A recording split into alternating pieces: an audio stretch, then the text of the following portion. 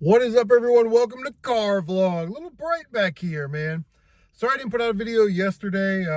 We were at range, so we were down at Orient, Ohio, shooting on the range there at the prison.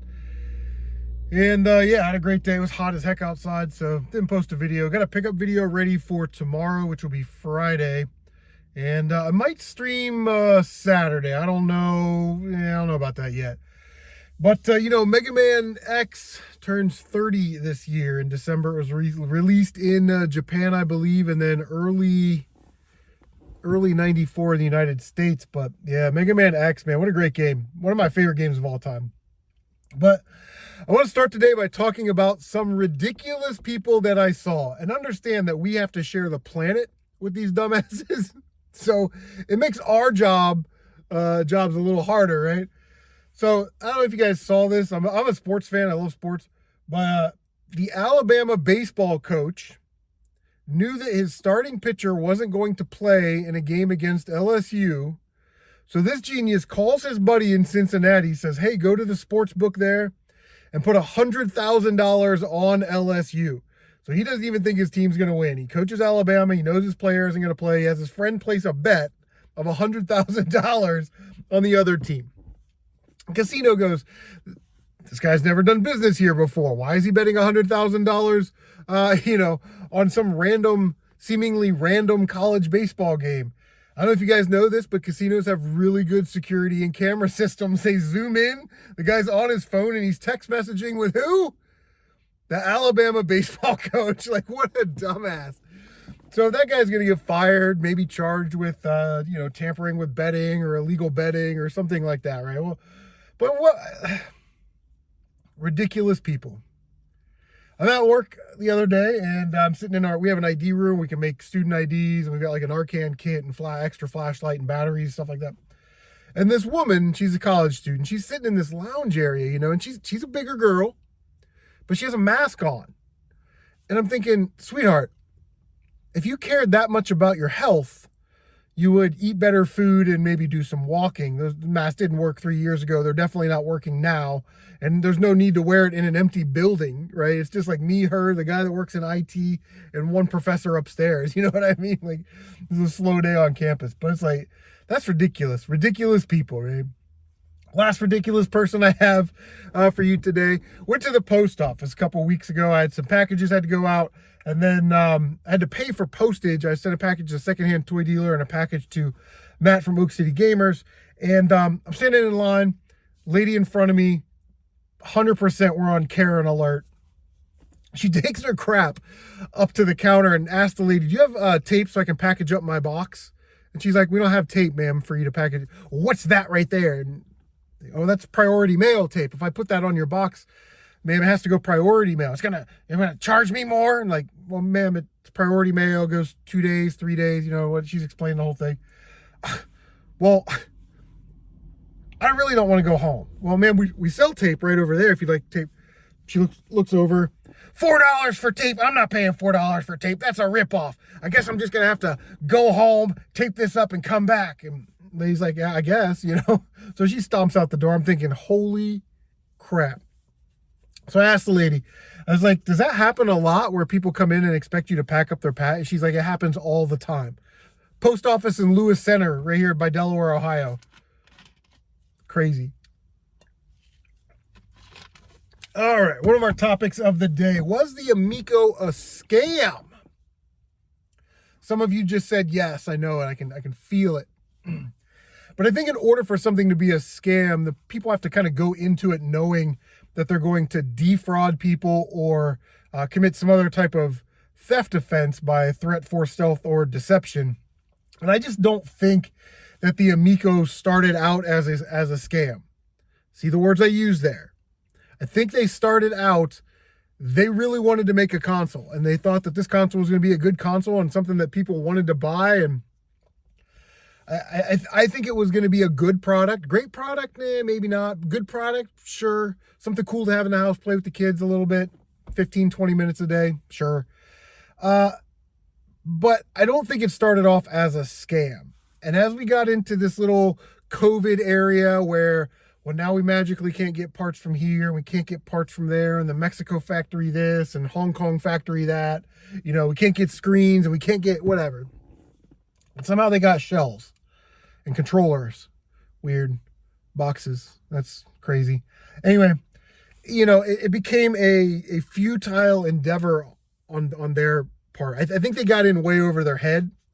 And I think without somebody, that's great. You have all this video game experience, all these people in the industry, but I'm not sure any of them really had the experience to run like a factory, a company, all of the marketing, getting product on the shelf. Like, I'm not sure any of them actually had that type of experience, nor did they surround themselves with people that, had that type of experience, and that their intentions were also pure enough to want to get this product out. So we started down the excuse pipeline, didn't we?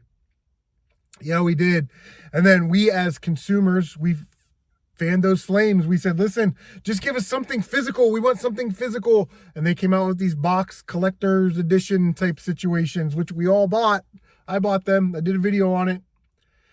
And I think I did 2 videos on it, actually. And, we just go further down the rabbit hole. We can't do this, can't do that. And then we end up in a situation where they are in real financial trouble. Again, not having someone that has this type of experience in their organization to understand and protect those finances really sort of hurt them, because they needed somebody to say, no, Tommy, these people don't get $180,000 salaries. We can give them 120, but we need that $60,000 for these things, right? Yeah, I mean, I think they should. I think people in business school should look at the Amico from start to finish as a general study on how not to really run a business, and how something like COVID, bad luck, can affect a business or your project or whatever it is. But yeah, I mean, I don't think it started off as a scam, and then as we got further down that excuse pipeline, it really started to look scammy. You know what I mean?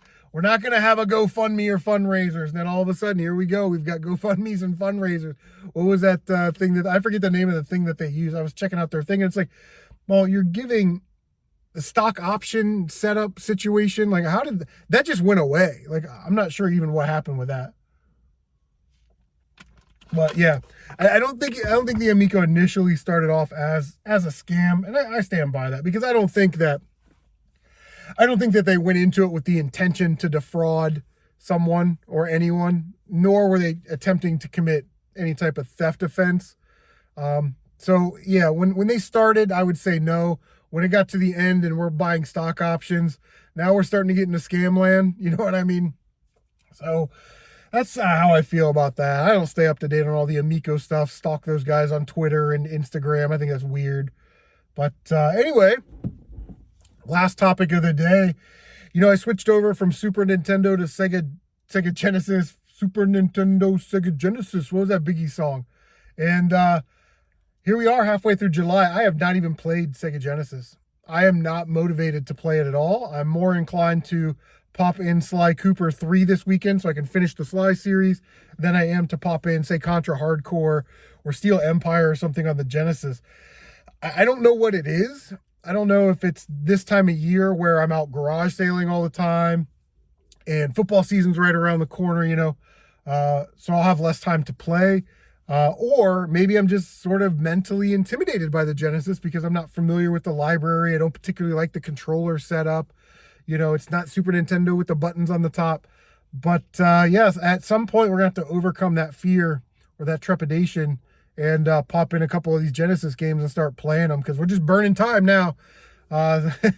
Halfway through July, I haven't played a SEGA Genesis game, which is not really like me. I'm typically motivated to play games. I'll sit down, I'll take a Saturday, and I'll play a game that I want to play.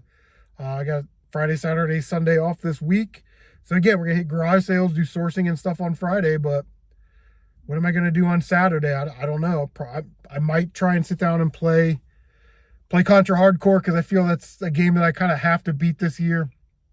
So, yeah. I don't know. What do you guys think? Is there consoles that maybe you don't have a lot of experience with that you're kind of intimidated by, or you just lack the experience and knowledge for me, it'd be like Sega Genesis for sure. TurboGrafx, I have one, have some great games, never play it. Do you feel that the Amico started off as a scam? I don't.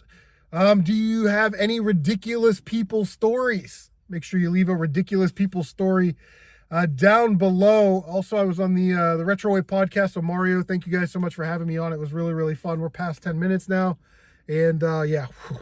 Anyway, that podcast will be out the 1st of August. So make sure you go over to Retrowave. I'll leave a link down below. And check out Retro Tiburon's podcast as the trash truck drives by here at the college. Anyway, guys, man, long car vlog. Thanks for stopping by. See you on the next car vlog.